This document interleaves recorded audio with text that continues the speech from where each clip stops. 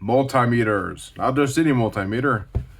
Cheap Goodwill multimeter. I don't know what happened to the label, but yeah, it's like that. I don't know why. So I got this multimeter at Goodwill for $12.49. And is it any good? Will it be a good replacement for my standard Everstart Monty the multimeter? Or will I have wasted almost $13 on something from the Goodwill? We shall soon find out. I must state that I am not a professional nor an expert. I am teaching myself how to repair electronics as I go. Every video is helpful, I hope, and all of the comments that have been teaching me along the way have been much, much appreciated. So, is this multimeter good? I have no idea. I don't know what the brand is. I don't know what the features are, but I do know one thing. It beeps. Which I like, because I've had a multimeter in the past where it only beeps at a certain range. So that's already a benefit. Of course, looks like the probes are kind of broken already, and it's a little bent. So that's a great start. So first off, I think this multimeter was used in an automotive setting. Well, also that's breaking too. Anyways, I think this multimeter was used in an automotive setting. Looks a bit grungy. And yeah, let's see if we can peel it out of its case. Easier said than done. That was a lot more strenuous than it appears. All right, and now we have it out of its case. And now we can see that it is a UEI DM383. And yeah, it's got two fuses. Looks like it is one for 5 amps, one for 10 amps, some sort of 9-volt battery powering it, presumably. It's missing a couple of screws on the bottom, and it was made in Korea. All right, and it is Universal Enterprises, Inc. Okay. It also has some cryptic messaging on the front, quick, and some numbers, which I'm not sure, presumably for some sort of business. And looking at the front, we have a few options here. We got ohms, DC-V, which should be direct current volt, DCA, which should be direct current amps, unless I am mistaken, which I might be. ACV, again, alternating current volts, and ACA, I'm assuming is alternating current amps. So unfortunately, we do not have any capacitance, which is a little bit disappointing, but that's okay.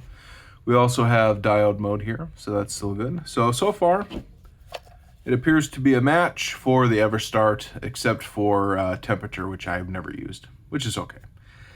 Let's see, we've also got our ports here. We've got the standard port, I believe, for diode mode. The red probe usually goes in there, black goes in there.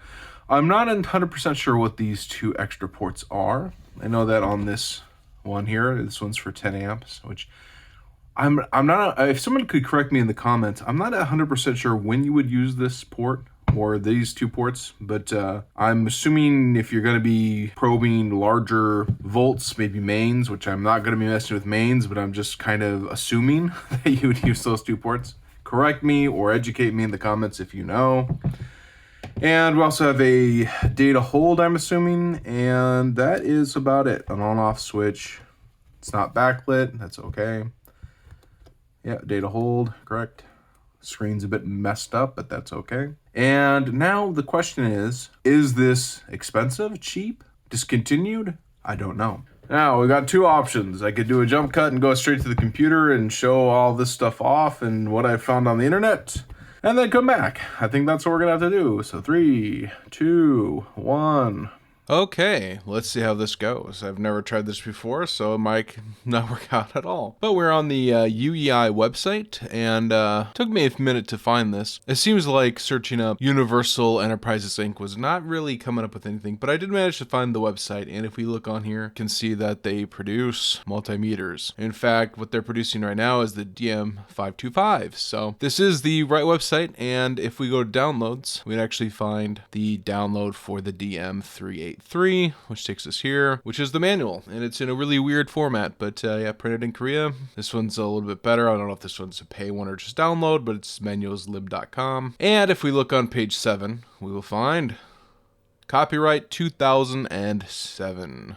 So that is how old our multimeter is. We didn't even see multimeters from UEI being sold today on Home Depot. And yeah, these are some of the I mean, this newer model has a lot more features. Say auto range one, so definitely losing a lot of features on our multimeter. But hey, and if we look on eBay for sold ones, $45, $50. So for the exact same DM838. Not horrible, not bad. But what kind of quality is UEI or UEI? I'm not sure. I've heard of Fluke and I've heard of a few other ones that are not coming to mind. But I did find a forum post on a website called Garage General Discussion and the Garage Journal. And someone was asking what they thought of Fluke versus UEI, and Poster replied that they have both the Fluke and the UEI DM515. They're both very good. According to them, the temperature setting is more accurate on the UEI, and the Fluke is not as accurate on the temperatures. I think they said something about they're both really good, excellent meters for under $150. So apparently UEI is actually a good brand. So that's cool. I don't know how it stacks up, from 2007 versus a Fluke from 2007. If they had a renaissance, or if they were better back in the day, or if they're not as good today, I have no idea. It's actually the first time I've heard of this brand, UEI. But yeah, not bad. I think we are off to a good start. Switch back to the table, and hopefully this all worked out.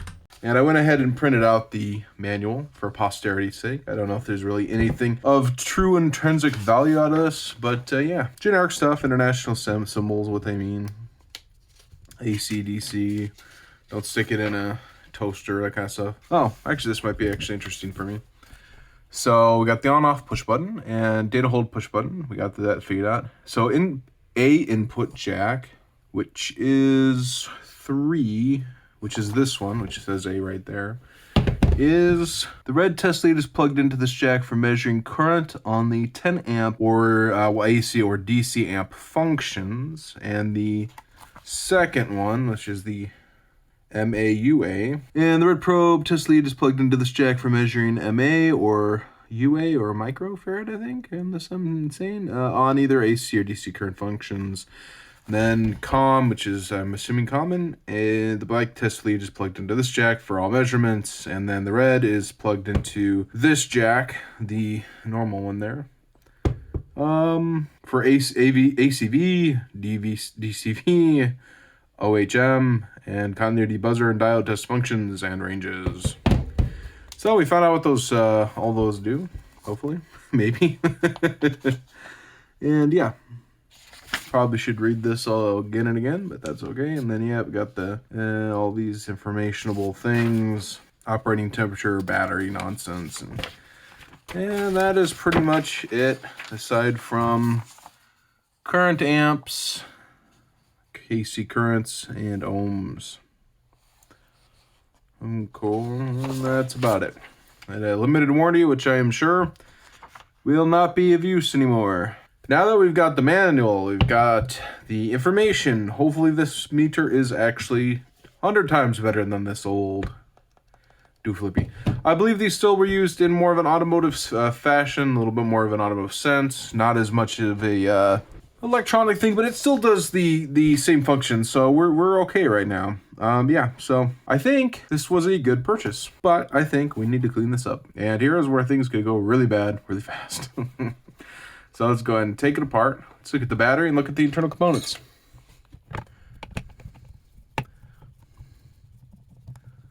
Right. Okay, and there we go. Is that plastic or Loctite? Probably plastic. And keep these together so we don't lose them. Now, I think somebody removed these 2 screws here, so probably got tired of it when they were trying to fix the battery or replace the battery. Hello. All right. And here we are into it. Some sort of a grounding thing, I'm assuming. Something to do there. I'm not really sure. Maybe that pushes the battery down. I don't know. Okay, and then we've got our battery here.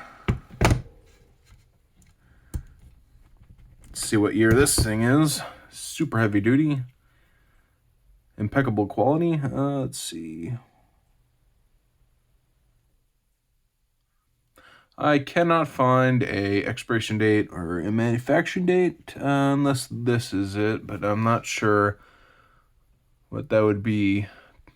PD1219, ED1222, and no, we'll have to check the voltage on that a little bit later. Okay, and then we've got our circuitry board. I'm assuming this is some sort of a microphone, or not a microphone, but this is the opposite of a microphone, a speaker. Some sort of Pico speaker, I think they're called, maybe, as I say that with the less confidence. And then we've got our main circuit board up here, some sort of a chip, NJU9230BD. I'm sure that means something. And we got a whole bunch of little doodads that I'm sure do something. And yeah, that's it. So we were clipped in here and here and here. So the question is, how do we take this apart? So it is wiggling here. So is it as simple as just popping it? Oh, it is. Is it as simple as that? It's as simple as that? Really? That's nice. Oh, look at that. That would not have been fun, plugging that into some sort of high mains voltage. That is barely hanging on there by a whisper. By a whisker. I don't know what I'm saying anymore. Fascinating. And now I am nowhere near the kind of electronical intelligence to decipher the meaning of any of these components, but I do know when something is slightly wrong, and that looks majorly wrong. So we'll go ahead and fit that up later, and yeah. So that's the 2 amp, so the 10 amp is also actually a lot more secure. All right, cool. I'll have to test those out, make sure they didn't blow. And yeah, pretty cool. I'm sure all these buttons and wires and electronical doodads do something. I don't know if this separates or not. It's held on there pretty tightly, so we're gonna leave that on and clean that up while it's on there. I'll have to also see if we can do something about this screen. And of course, we've got our like some capacitive. These are capacitive buttons, right? Oh no, they aren't. No, they're just little rubber membrane things. So we got this one for the power. I'm assuming, yeah, power. Then we got this one for the hold, data hold. We got some sort of a foamy, rubbery thing down here. Not sure what that's for. Maybe keep pressure on the battery, make sure it doesn't waffle about. Let's go ahead and strip these components to their bare minimum. Will this come up, or do we have to leave it in there? We have to leave that in there. It is not coming up. All right, well, it'll just get wet. Now we've got this thing. Will this just come up easily, or is this going to be problematic? Okay. I'm assuming this is some sort of a grounding sheet. Make sure everything keeps separated. Okay, so we've got something going on down here. What is this? Is this not gonna play nice? Is this grounded somehow? Or not grounded, is this like stuck somehow? Okay, that was glued in, I guess. Okay. Can you come up there? Are you stuck somehow? Or glued, or yeah, I think it might be oh no, there it goes. Okay, cool. I thought that was stuck in there a little bit more. Not sure what this is. It almost feels like metal, but also like, you know, plastic. All right, and now we have our back half and our front half. Let's go get some water and some dish soap.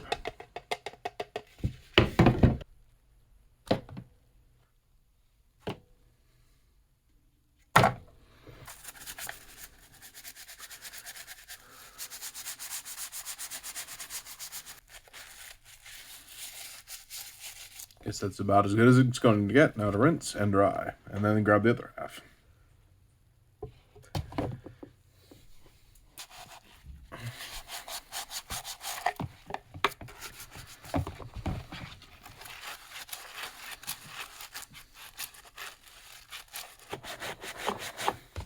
Good enough for government work. All right, and there we go. Better, but not great, but not horrible. I'll take it. We'll go ahead and let this dry out completely if I can be patient enough, and then reassemble it, and don't know what we'll do about this screen. If there's anything we can do. You know, looking at this screen, we got some little things here and some screws right here and here, and then some tabs here. So what happens if we unscrew these? Will this plastic piece just come up? And hopefully this doesn't self-destruct. Oop. Okay, so this almost seems like paper. So we've got two options. I have heard that you can use some clear coat, just a spray of clear coat, and then it removes some of the scratches. So we're gonna try that first. If it doesn't work, maybe we should just take some tape or some glue or something, and maybe a little bit of double-sided tape, put that on there and just leave it off, and then just have that on there. I mean, it's pretty exposed here without that plastic though, so. I wonder if it also, does that, no, this wouldn't do anything, right? It was just a lens. Yeah, all right, well, we'll try it. Well, this could have gone better. Yeah, so the clear coat setup, sprayed out, it was old, it was getting everywhere. Tried to clean it off with some paper towel, and then I tried to use some isopropyl alcohol later to clean off that, and then I used acetone as the final step later on, after WD-40, Dawn dish soap, and everything else in between. So we are at a bit of a disadvantage with this because this screen is small, tiny, flat, and it sits on the board like this, but it's being held down by this. And yeah, it will maybe work if we were patient, but then again, maybe not. Like even if we put this in here like this, it's just not right. So we've got to, unfortunately, figure something else out. So we can get this conductive strip to line up with these gold contacts. So what do we do in these situations when we have plastic that is completely destroyed? When in doubt, Dremel it out. That is the new channel motto.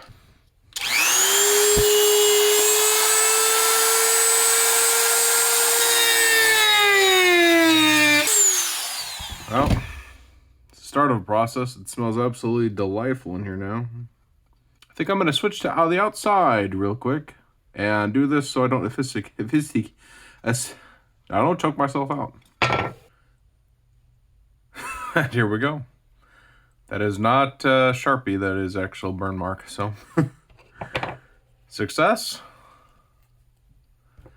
Potentially. Another problem we have is we did get some buildup of plastic on this inside, so I'll have to clean that up. Clean up the rough edges, clean up the tops, and then go from there. The forbidden Parmesan cheese. I'll go and do a little bit more cleaning, rough it up, and see how it goes. All right, now, this is kind of ugly looking, so I think we need some fashion accessory here. Let's go and use some high-end fusion tape. Only the best of technology on this channel. If it works and it's stupid, is it stupid? All right. Not bad, huh? I think that will be okay, right? Sure, why not? Now we gotta figure out how everything goes back together.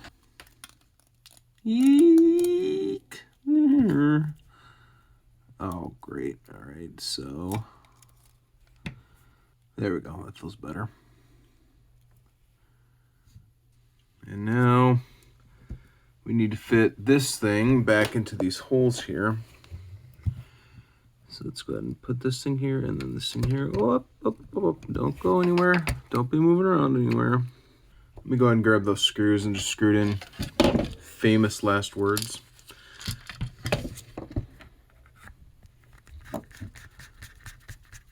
Yes, we've got tightened. Yes. How's this look? No stress marks? That actually looks really good. Am I delusional yet? Probably. Let's go ahead and pop this fuse out a little bit. slightly bend this back, put that back, put it all together, and we'll clean this up last. And because I'm really curious if this is actually going to work. Just going to come in here and bend this ever so slightly. Woof. Okay, that is not going to bend. That is not going to bend. Okay, so we're just going to go ahead and do this and then do this. I don't know if that's, how it's supposed to be, but that's how it is. It's okay. I don't plan on doing high voltage mains testing or anything crazy like that, I hope. Before we get ahead of ourselves, let's grab our 9-volt battery here and plug it in. And I believe this is the power. Ha ha ha ha! Hey, there we go. Are we missing any volt functions or anything? Nope. Looks like it's okay. So far, so good. Looks reasonably good to me. And connect the battery, put that in place, put this on the back. All right, now we just need our last screw. There we go. Now, the only question that I have left, if we can connect Monty's squid pals without problem, winner. If we have to buy new probes, cannot financially afford that. So let's see. Fingers crossed. All right. And that holds it really good. That is very good. That is insanely good. Very good, very good, very good. All right, let's put this on, continuity mode. All right. All right, very good.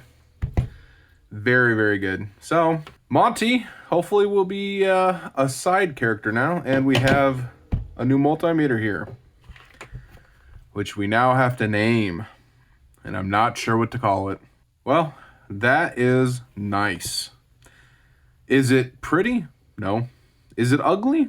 Yeah. Does it work? Yes.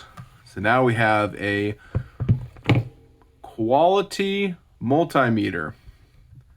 One of a kind, duct tape, limited edition. Looks like the screen's been broken out. But hey, if it's stupid and it works, is it stupid? Well, thank you guys for watching. I hope to put out more videos. It's a little slow right now during the holidays. Gotta get motivated, get around to it. Thank you guys for watching. Thank you all for all the support. And God bless. And Merry Christmas.